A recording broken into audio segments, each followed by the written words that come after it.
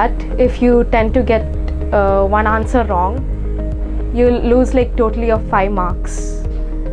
And that was very much surprising to me at first, and I was baffled by that. Then later I got to understand, like, yeah, it's gonna be like this. And yeah, so technically, so genuinely, if it's a subjective exam and it's a 60-mark paper, I will usually expect like 58 or 59. But if it's an objective type exam like this, I was very shocked when I learned that I only got 50, and that shattered me, because I never really lost that much marks in my life, like, and that really deep, I was really disappointed at first.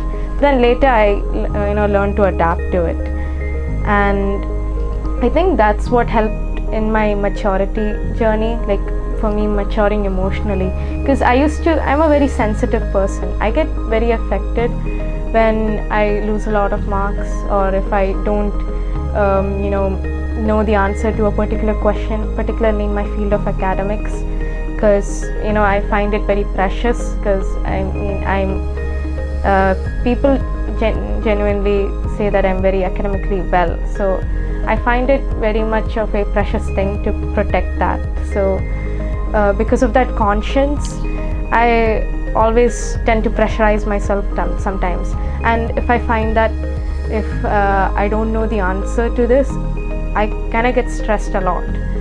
So because of that, like the first time I wrote these objective type exams, I didn't get the marks I was expecting. That didn't mean I lost a lot of marks, because I did get some good marks, but then like I ended up, I wasn't up to my expectations, and like I said before, that was very disappointing for me. But then later on I realized that that system is very important, because like I said in the beginning, it's not like there's no point in mugging up information, because what the education system is pushing us all to do is to buy hard textbooks, definitions, etc., and it can be pressurizing a lot. Like particularly I think for people, for me and many other students it's fine, but for people who have a who are kind of having a problem with memorizing, it's gonna be tough for them, and that learning method is not efficient for them. That doesn't mean they're intellectually less smarter, because I know some people like that, and they're very they're very nice people, and they're very smart in another type of way, and I really appreciate that smartness, and I wish I had that sort of intelligence, because I think that's what's going to be more benefiting if you happen to aspire to be a scientist or an engineer or a doctor or whatsoever, because there's no point in knowing information and not knowing how to apply it. And I think that knowledge of applying our knowledge, that skill is very important. And I think foundation courses like XandY help you achieve that kind of technical and application based kind of skill, because the way some of the questions are in our workbooks, it's not like the questions I see in regular school workbooks or in the school exams.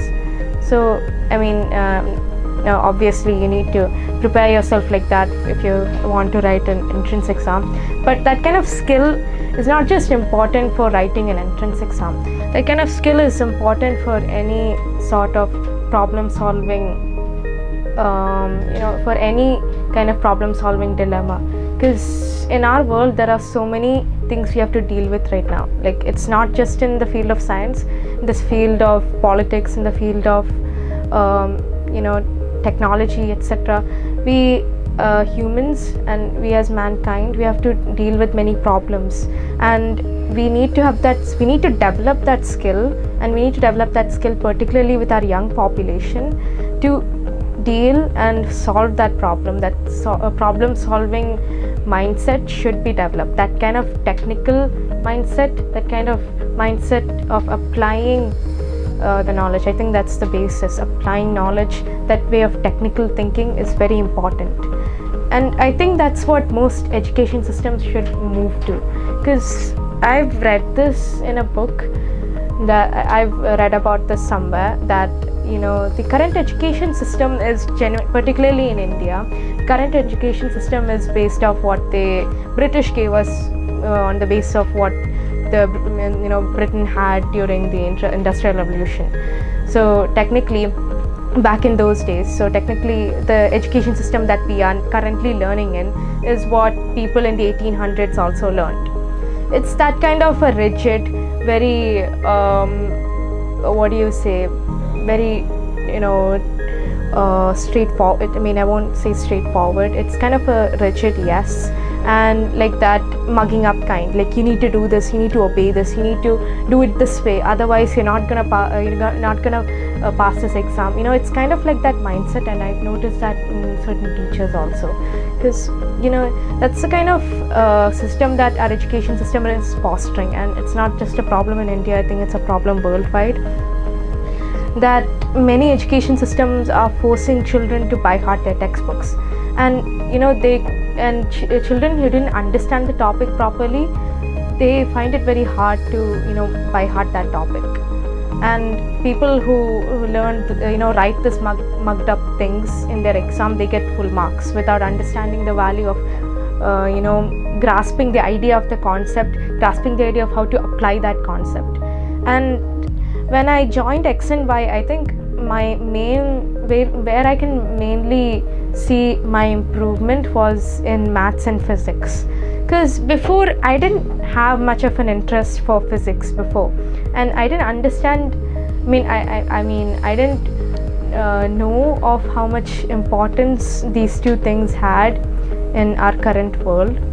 Because I found physics usually boring, like in 7th grade and 6th grade, and maths also, it was kind of boring for me, because 6th grade math was all about numbers and digits, and it didn't click to me like as much other subjects did for me.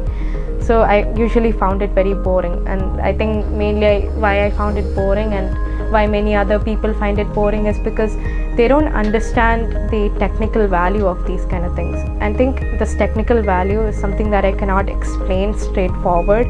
It's something that you'll only experience once you start to really understand what mathematics and physics and chemistry and biology, whatever subject that is, like when you understand the purpose of these subjects in our modern day society, that's when you only feel the value of the value that learning things, gaining knowledge really is. And mainly, like I said, my mathematics has improved very much. Like I used to take a lot of time to do algebraic problems and linear equations, and I didn't understand exponents properly. And with my 8th grade foundation course, those all things are very clear with me, with proper explanation and the practice, the workbooks that they provide us. I think it has helped me challenge my intuition, and it has helped me develop this kind of it has helped me develop that kind of somewhat of that technical knowledge. And I think everyone should gain that kind of technical knowledge, like I've explained it before.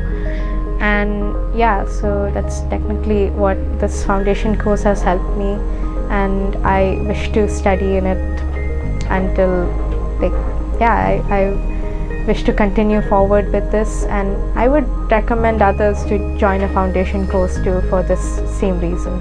Thank you.